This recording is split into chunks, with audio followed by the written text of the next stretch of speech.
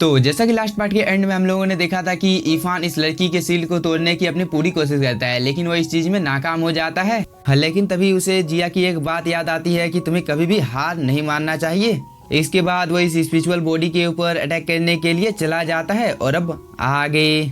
Episode की शुरुआत में इरफान इस स्पिरिचुअल बॉडी की स्वॉर्ड को लेकर इसी के ऊपर अटैक कर देता है, जिसकी वजह से उसे कुछ देर का टाइम मिल गया था। और इस मौके का फायदा उठाकर वो इस स्पिरिचुअल बॉडी की स्वॉर्ड को लेकर इस लड़की के ऊपर अटैक कर देता है, जिसकी वजह से उसके आसपास में जो बैरियर होता है वो एक ही झटके में डिस्ट्रॉय हो जाता है। और साथ ही यहाँ पर इरफान ने जो अटैक किया होता है वो बहुत ही ज्यादा पावरफुल होता है, जिसकी वजह से यहाँ पर एक छोटा सा ब्लास्ट होता है। इधर हम इस स्पिरिचुअल बॉडी को देखते हैं जो कि यहाँ पर दोबारा से उठकर खड़ी हो जाती है और वो इरफान को बताने लगती है कि तुम्हें क्या लगता है कि तुम यहाँ पर इतनी आसानी के साथ इस फाइट को जीत जाओगे, क्योंकि तुमने तो यहाँ पर बस मेरी बॉडी के आसपास में एक बैरियर को ही तोड़ा है। इस पर इरफान सीधे जाकर इस लड़की के कंधे को पकड़ लेता है और वो बोलता है, अगर तुमने यहाँ पर कुछ भी ऊंच नीच करने की कोशिश की तो मैं यहाँ पर कुछ भी कर सकता हूँ। डिवाइन बॉडी बोलती है, इरफान क्या तुम्हें अपनी जिंदगी से प्यार नहीं है जो कि तुम इस जगह पर ऐसी हरकत कर रहे हो। इस पर इरफान बोलता है, अगर तुमने यहाँ पर कुछ भी उल्टा सीधा करने की कोशिश की तो मैं इस चीज को करने से पहले एक बार भी नहीं सोचूंगा। और वो ये बोलकर इस लड़की के एक साइड के कपड़े को फाड़ देता है।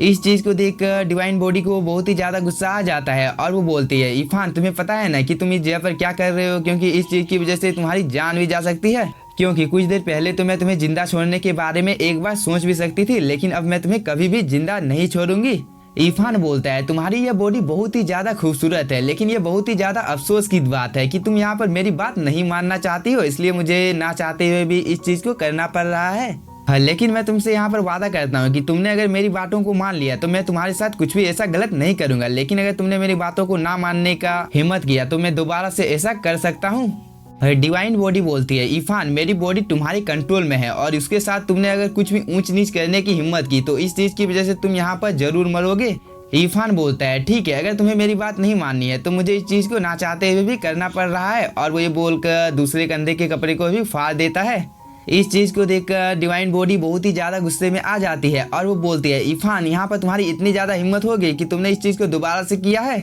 और मैं आप लोगों की जानकारी के लिए बता देता हूँ कि डिवाइन बॉडी इरफान को ऐसा इसलिए बोल रही है क्योंकि इस लड़की ने अपनी स्पिरिट को इस डिवाइन बॉडी के अंदर में ट्रांसफर कर दिया है, जिसकी वजह से इस लड़की का जो रियल बॉडी है वो चाहकर भी कुछ नहीं कर पा रहा है और इसी मौके का फायदा यहाँ पर इरफान उठा रहा है। इसके बाद डिवाइन बॉडी बोलती है, इरफान मैं तुम्हें इतनी ज्यादा भयानक मौत देने वाली हूँ कि एक पल के लिए तुम्हारी रूह भी कांप जाएगी। इरफान बोलता है, तुम यहाँ पर नहीं सुधरोगी, तो मुझे ऐसा करना ही होगा। और वो ये बोलकर अपने आंखों के सामने अपने हाथ को रखकर इस लड़की के ब्रा को निकाल लेता है, जिसकी वजह से इस डिवाइन बॉडी को बहुत ही ज्यादा गुस्सा आ गया था और वो अपनी पूरी पावर के साथ में इरफान के ऊपर अटैक कर देती है। लेकिन एंड टाइम पर वो रुक जाती है और वो एक एनर्जी में बदलकर दोबारा से इस लड़की की बॉडी में आ जाती है। और यहाँ पर इस डिवाइन बॉडी ने ऐसा इसलिए किया होता है क्योंकि इरफान ने इस लड़की की ब्रा को निकाल लिया था और वो इस चीज को देखकर बहुत ही ज्यादा एम्बैरेस हो गई थी, इसलिए वो दोबारा से अपनी बॉडी में आ जाती है। और इसका चेहरा एकदम देखने लायक था क्योंकि इरफान ने यहाँ पर इसके साथ कुछ किया ही ऐसा था, जिसकी वजह से उसे बहुत ही ज्यादा शर्म आ रही थी। और दूसरी तरफ इरफान इस लड़की को बताने लगता है कि तुमने मेरे पास कोई भी दूसरा रास्ता नहीं छोड़ा था, क्योंकि तुमने तो मेरे सी ऑफ कल्टीवेशन को सील कर दिया है, जिसकी वजह से मैं चाहकर भी कि तुम्हारे साथ फाइट नहीं कर सकता था, इसलिए मजबूरन मुझे इस चीज को करना पड़ा। मुझे पता है कि इस चीज की वजह से तुम्हें बहुत ही ज्यादा गुस्सा आ गया है, लेकिन मुझे उम्मीद है कि तुम मुझे मेरी गलती के लिए माफ कर दोगी, क्योंकि मेरे पास कोई दूसरा रास्ता नहीं था। इस पर ये लड़की बोलती है, तुम भाड़ में जाओ, क्योंकि मैं तो तुम्हें माफ करने वाली नहीं हूँ। इसके बाद वो इरफान के ऊपर एक अटैक कर देती है, जिसकी वजह से इरफान थोड़ी दूर जाकर गिरता है। लेकिन जैसा कि हम लोगों को पता है कि इरफान बहुत ही ज्यादा स्मार्ट है, उसने यहाँ पर एक पोर्टल को खोल लिया था, जिसके अंदर में वो जाकर इस जगह से अपनी जान को बचाकर भाग जाता है। इसके बाद हम लोगों को कुछ देर बाद का टाइम दिखाया जाता है, जहाँ पर इरफान एक सी के अंदर में गिरा हुआ था और यहाँ पर दूर दूर तक कुछ भी नहीं थी। तभी हम लोगों को एक बोर्ड को दिखाया जाता है, जिसके अंदर में कुछ लोग आपस में बात कर रहे थे कि आज का दिन तो हम लोगों के लिए बहुत ही ज्यादा अच्छा है। इसके बाद ये लोग यहाँ पर बहुत ही ज्यादा शराब पी लेते हैं। तभी एक बंदा बाहर की ओर आ जाता है और वो बोलता है, मैं और वाइन को नहीं पी सकता हूँ।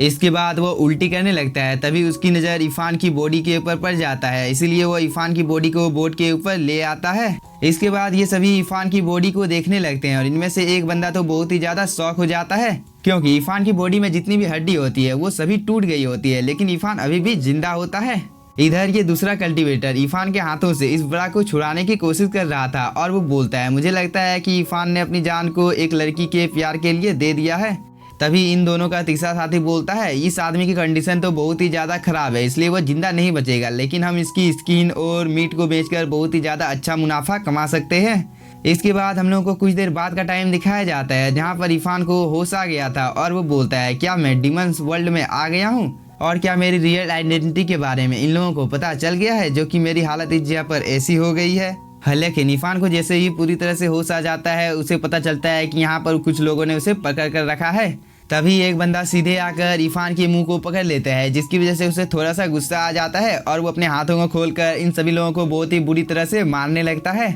लेकिन जैसा कि हम लोगों को पता है कि इरफान अपने सी ऑफ कल्टीवेशन का यूज नहीं कर सकता है, इसलिए कुछ कल्टीवेटर इरफान को पकड़ लेते हैं और इस चीज़ की वजह से यहाँ पर इरफान को बहुत ही ज़्यादा प्रॉब्लम का सामना करना पड़ रहा था, क्योंकि वो यहाँ पर अपनी स्पिरिचुअल एनर्जी का यूज कर नहीं पा रहा था, जिसकी वजह से यहाँ पर एक नॉर्मल कल्टीवेटर भी इरफान को बहुत ही आसानी के साथ अपने कंट्रोल में कर पा रहा था, जिसकी वजह से इरफान को मन ही मन में बहुत ही ज़्यादा गुस्सा आ रहा था, लेकिन वो यहाँ पर कुछ भी कर नहीं पा रहा था। इधर इनका एक साथी उठकर खड़ा हो जाता है और वो बोलता है ये लड़का बहुत ही ज़्यादा हैंडसम है, इसलिए हम लोगों को इसे बाई को बेच देना चाहिए, जिसकी वजह से हम लोगों को बहुत ही ज़्यादा बेनिफिट मिल सकता है।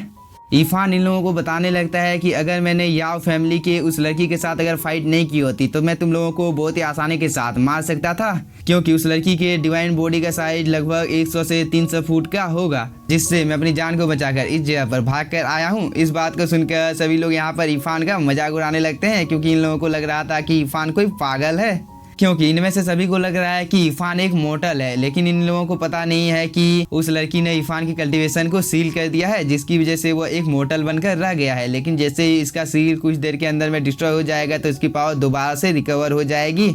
तभी एक बंदा इरफान को बोलता है मुझे लगा था कि तुम बहुत ही ज़्यादा पावरफुल हो, लेकिन मुझे ये नहीं लगा था कि तुम इतनी बड़ी बड़ी फेंक भी सकते हो। लेकिन तभी इन लोगों का लीडर बोलता है अब इरफान को इस जगह से ले जाने का टाइम आ गया है। इस बात को सुनकर इरफान थोड़ा सा खुश हो जाता है। इसके बाद इरफान को एक पिंजरे के अंदर में डालकर एक स्लेब खाने में ले जाया जाता है, जहाँ पर पहले से ही बहुत सारे स्लेब होते हैं और इन्हीं सब के बीच में इरफान को भी बंद कर दिया जाता है। लेकिन इरफान यहाँ पर बोलता है मैं भले ही जब अपने डिवाइन पावर का यूज नहीं कर पा रहा हूँ, लेकिन मुझे इन लोगों से डरने की कोई भी जरूरत नहीं है, क्योंकि ये लोग इतने ज़्यादा पावरफुल नहीं है। लेकिन ये मेरे लिए बहुत ही ज़्यादा खुशी की बात है कि ये सभी लोग नॉर्थर्न टेरिटरी की ओर जा रहे हैं, इसलिए मैं भी इस जगह पर ऐसा प्रिटेंड करूंगा कि मैं इन्हीं लोगों में से एक हूँ, जब तक मुझे यहाँ पर क्या चल रहा है इस चीज़ का पता नहीं चल जाता है। लेकिन तभी गेट खुलता है और हम लोगों को एक आदमी को दिखाया जाता है, जो कि इन सभी लोगों को बताने लगता है कि मैं दिल से तुम सभी सर्वेंट का यहाँ पर स्वागत करता हूँ, क्योंकि आज से तुम सभी लोगों का काम शुरू होने वाला है। इसके बाद ये आदमी इन सभी लोगों को बाहर ले आता है, लेकिन इस चीज़ को देखकर ये सभी सर्वेंट बहुत ही ज़्यादा घबरा गए थे और एक आदमी बोलता है आखिरकार तुम हमें कहाँ पर ले जा रहे हो।